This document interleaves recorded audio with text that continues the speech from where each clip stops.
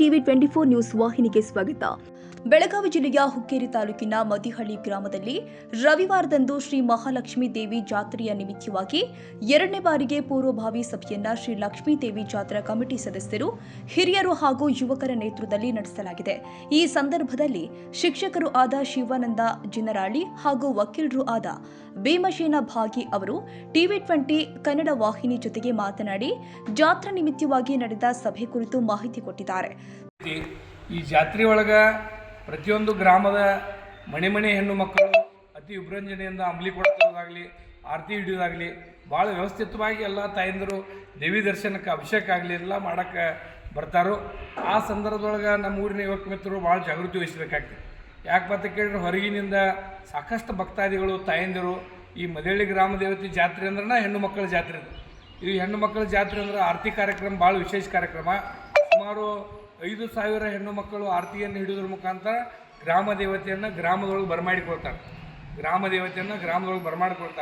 5,000 ಜನ ಹೆಣ್ಮಕ್ಳು ಆರತಿ ಹಿಡಿದಾಗ ಆ ಸಂದರ್ಭದಾಗ ಕೆಲವೊಂದು ಹೊರಗಿನಿಂದ ಬಂದಂಥವ್ರಾಗಲಿ ನಮ್ಮಲ್ಲಿ ಅವರಾಗಲಿ ಕೆಲವೊಬ್ಬ ವ್ಯಕ್ತಿಗಳು ಏನಾದರೂ ಅಲ್ಲಿ ಏನು ಮಾಡ್ತಾರಪ್ಪ ಅಂತ ಸುಮಾರು ಭಂಡಾರವನ್ನು ತಂದ ಡುಪ್ಲಿಕೇಟ್ ಯಾವುದೇ ತಂದು ಕಣ್ಣಾಗಿ ಗೊಜ್ಜೋದಾಗಲಿ, ಜನರಿಗೆ ತೊಂದರೆ ಮಾಡಬಾರ್ದು, ಹೆಣ್ಮಕ್ಳಿಗೆ ಯಾವುದೇ ರೀತಿ ಅಂಥದ್ದು ಮಾಡಬಾರ್ದು.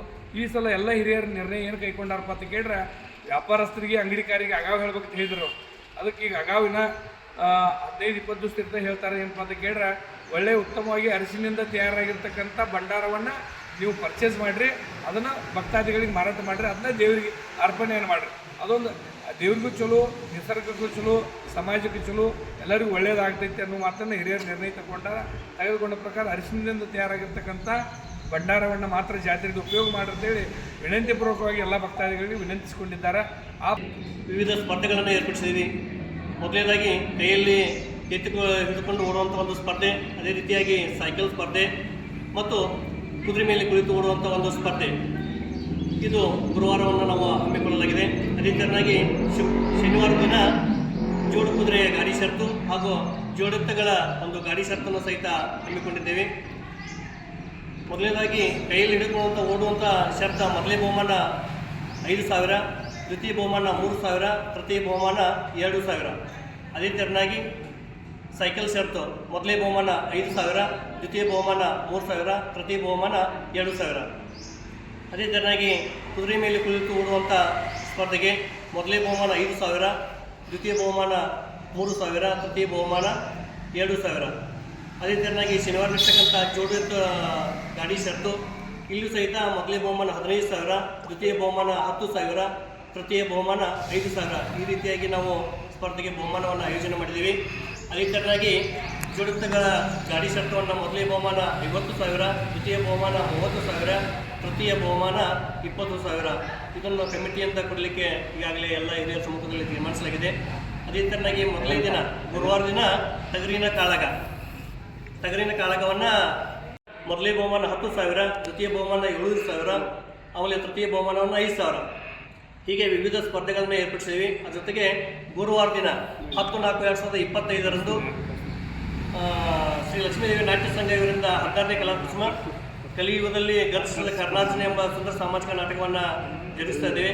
ಅದರ ಜೊತೆಗೆ 11/4/2025 ಆರ್ಕೆಸ್ಟ್ರಾ ಶ್ರೀ ಲಕ್ಷ್ಮೀದೇವಿ ಯುವಕ ಮಂಡಳದಿಂದ ನಾವು ಈ ಒಂದು ಆರ್ಕೆಸ್ಟ್ರಾ ಸಂಗೀತ ಕಾರ್ಯಕ್ರಮವನ್ನು ಏರ್ಪಡಿಸ್ತೀವಿ.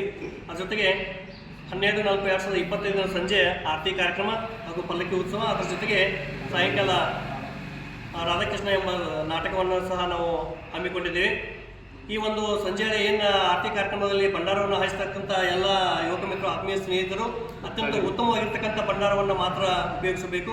ಅರಿಶಿಣದಿಂದ ತಯಾರಾಗಿರ್ತಕ್ಕಂಥ ಭಂಡಾರವನ್ನು ಮಾತ್ರ ಉಪಯೋಗಿಸಬೇಕು. ಡುಪ್ಲಿಕೇಟ್ ಅಂದರೆ ಸುಮಾರಾಗಿರ್ತಕ್ಕಂಥ ಭಂಡಾರವನ್ನು ಯಾರೂ ದಯವಿಟ್ಟು ಉಪಯೋಗಿಸಬಾರ್ದು. ಯಾಕಂದರೆ ಹೆಣ್ಮಕ್ಳು ಆರತಿ ಕಾರ್ಯಕ್ರಮ ಹಿಡಿದು ಅಲ್ಲಿ ನಿಂತಿರ್ತಾರೆ. ನಾವು ಅದು ಅರಿಶಿನ ಉಂಡಿಯನ್ನು ಮಾಡಿ ಹಾರಿಸೋದಾಗಲಿ ಆ ಹೆಣ್ಮಕ್ಳಿಗೆ ಯಾವುದೇ ರೀತಿ ಕಂಟೆ ತಕರಾರು ಆಗಬಾರ್ದು, ತೊಂದರೆ ಆಗಬಾರ್ದು ಅಂತೇಳಿ ಎಲ್ಲ ಯುವಕ ಮಿತ್ರರಲ್ಲಿ ಮತ್ತು ಎಲ್ಲ ಭಕ್ತಾದಿಗಳಲ್ಲಿ ನಾನು ವಿನಂತಿಪೂರ್ವಕವಾಗಿ ಕೇಳ್ಕೊಳ್ತಾ ಇದ್ದೀನಿ. ಕುರ್ಬೇಟ್ ವಕೀಲರು ಭೀಮಸೇನ್ ಭಾಗಿ ಸೇರಿ ಅನೇಕರು ಸಭೆಯಲ್ಲಿ ಭಾಗಿಯಾಗಿದ್ದರು. ಕನ್ನಡಿಗರ ಮೆಚ್ಚಿನ ನಿಮ್ಮ ಟಿವಿ 24 ಕನ್ನಡ ನ್ಯೂಸ್ ವಾಹಿನಿ ಇದೀಗ ಟಿವಿಯಲ್ಲಿ ಲಭ್ಯ.